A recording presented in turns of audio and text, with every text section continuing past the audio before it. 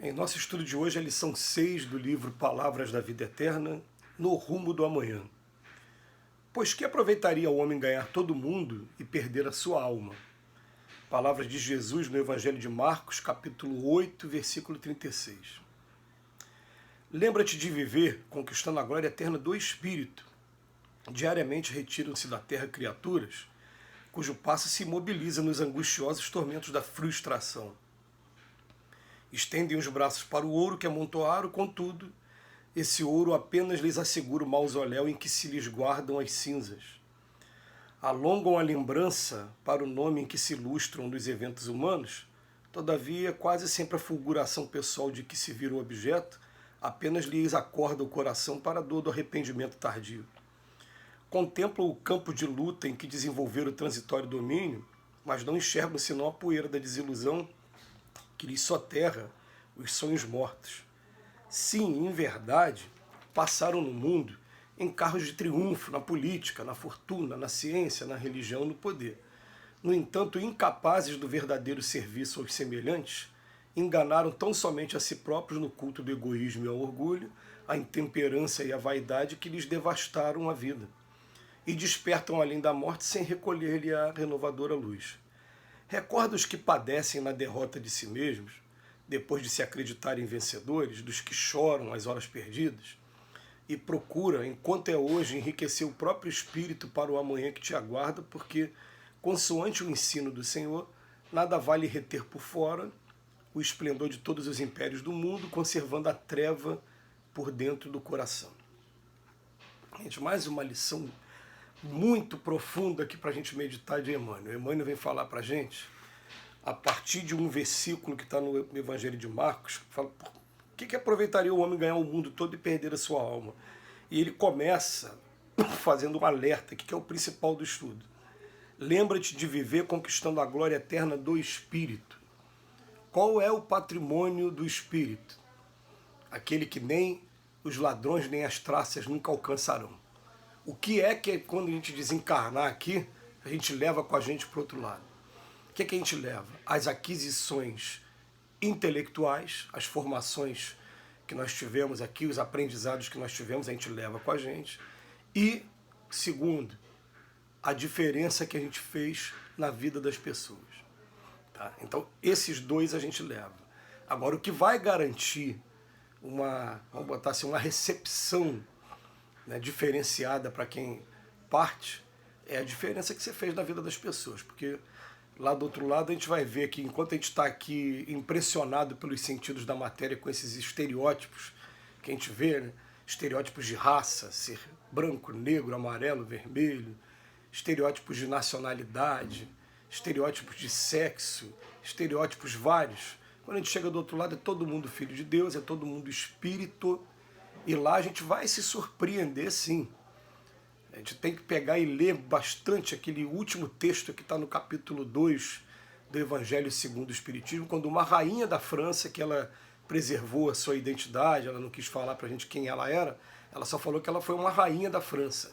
E ela diz, meu Deus, que vergonha que eu tive quando chego aqui do outro lado e vejo pessoas que aí na terra eram meus súditos, tinham que me respeitar, e quando eu chego aqui vejo eles muito acima de mim, eu tendo que pedir ajuda.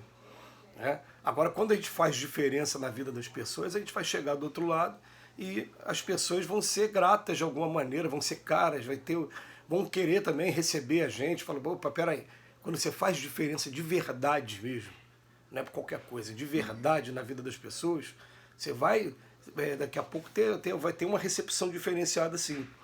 Então, ele passa pra gente aqui, ó, tem pessoas que passam aqui pela Terra com triunfo.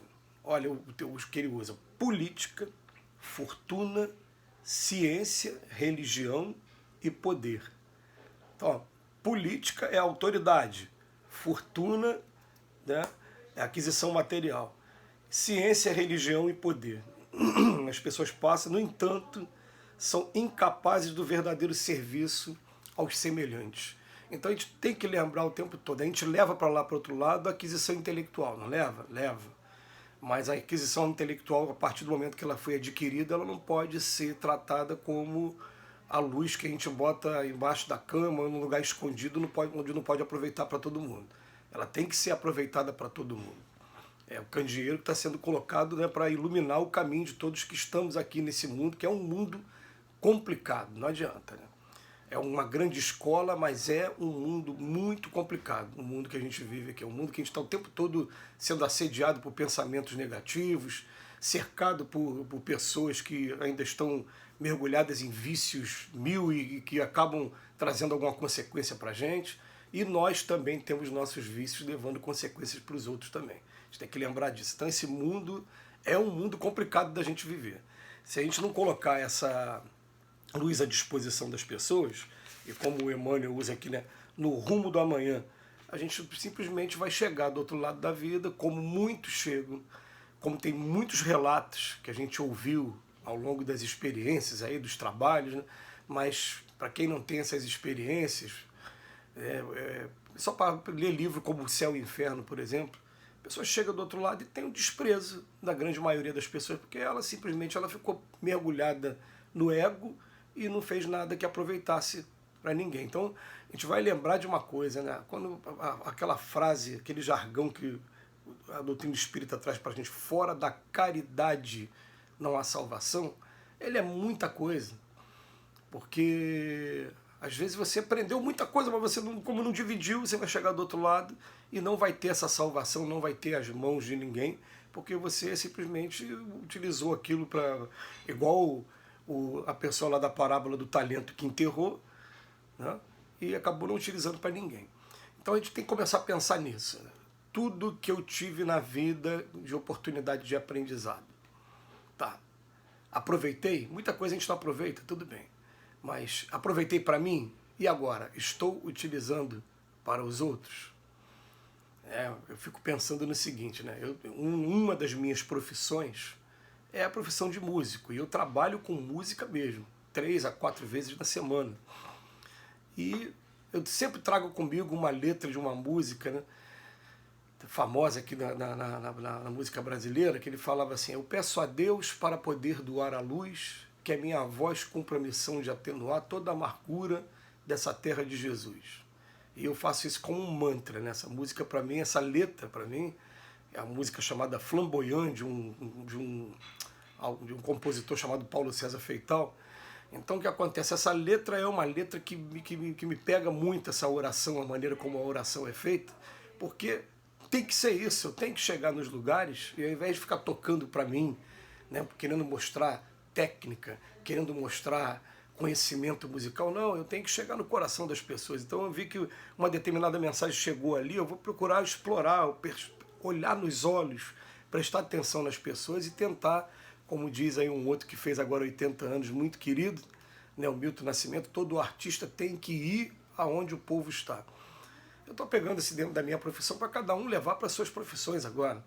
Então a gente vai pegar agora o que eu estou fazendo com a minha, eu estou levando para as pessoas, eu estou interagindo, eu estou tendo esse contato olho no olho, eu estou tendo oportunidade de conhecer melhor e também o ser humano e também conhecer a mim, eu estou conseguindo o objetivo.